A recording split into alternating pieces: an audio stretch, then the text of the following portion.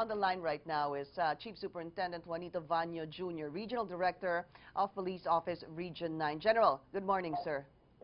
Good morning po, Ma'am Pinky. All right. General, so far, ang nalalaman po namin ay 5 barangays have been infiltrated. There's 1 dead, sir, on the side of government. There are 6 injured, and there are about more or less 20 hostages. Is that still updated, sir? To correct, Ma'am Pinky, sa sinabing 5 barangays na infiltrated, wala po. Ang barangay, ang inoccupy lang po nila ngayon is Barangay Santa Catalina in Zamboanga City, and they are now holding their hostages there, more or less 10 to 15 hostages, civilian hostages po ito. Ang number po nila is more or less 20 armed men, and we are containing the area, preventing other intruders to come and reinforce them. Nakapaligid po tayo dyan, and the situation is we're trying to control the situation by our troops na nandyan ngayon sa area. And marami po tayong arrest na nagawa. No? Earlier this morning, we arrested 6 MNLF members with their firearms and uniforms. Tapos we are now being questioned. Tapos other police operations conducted against this group have been ongoing. So far po, ma-contain po itong ito. Hopefully, hindi po ma-escalate into something bigger. We would like to advise the public to go near the area para hindi na po sila magdamay kung sakaling hindi na po madagdagan yung yes, General. Ang ating situation doon. Tapos the city government of Zamboanga activated the Crisis Management Committee headed by the Honorable Mayor Ben Climaco. And she ordered the evacuation of all innocent civilians within the vicinity. Yeah. And the cancellation of classes to be again called once the situation is so, General, at least those in the perimeter around the area where the members of the MNLF are, sir, except for the hostages, yung mga malalapit po na lugar at mga residente doon, nakalikas na po.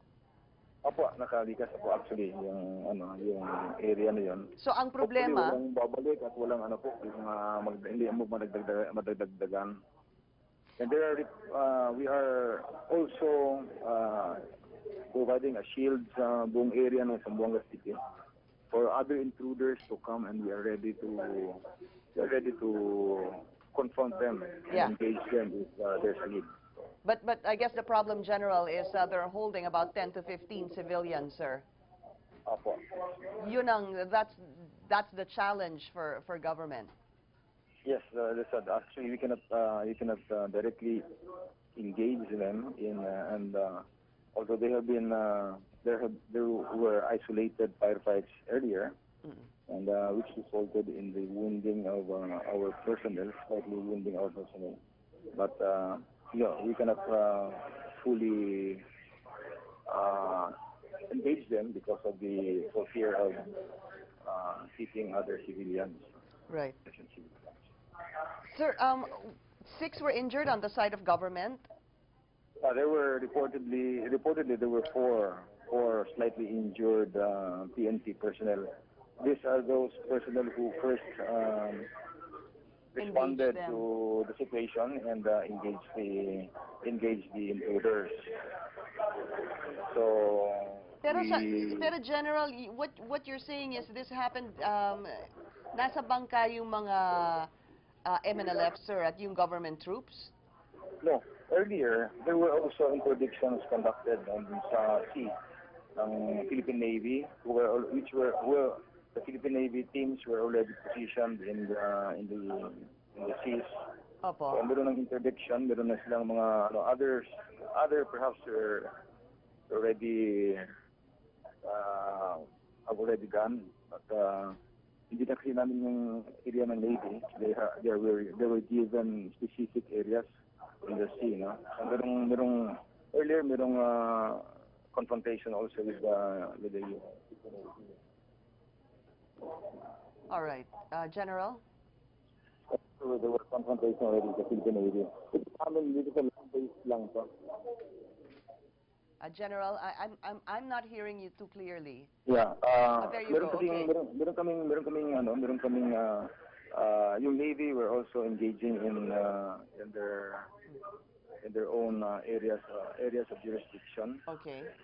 Ganyan. Tapos kami kasi land-based lang kami, so Opo. we engaged those intruders who were already in the area. Opo. So there were reports that there were casualties already on the side of the Navy. I still have to confirm it. Still ongoing po yung operation. Because what you're saying, sir, just to get it clear, you're saying there is a possibility of a casualty on the side of the Navy, but kasi kayo po yung dyan, kayo yung land base, so it's not something you can confirm. Although reports have been coming out, sir, that there is at least one dead, but that's not something you can confirm at the moment. Yeah, but I cannot really confirm that. Opo. So, okay, land base, sir, of course, you're the regional director there, sir. So right now it's a standoff. Yes, actually, I could say that, and we are also conducting negotiations, and we are trying to negotiate with the leaders of these intruders, the MNLF group. Hopefully, they will lead to our call for sobriety. Opo, General, are there moves to try to contact Nur Miswari, sir? Yeah, there were moves already for us to contact the immediate person leading this group. Reportedly a certain Ustad Malik. And Yeah. So how has that developed, sir? I still have to confer with the people negotiating with them. With this.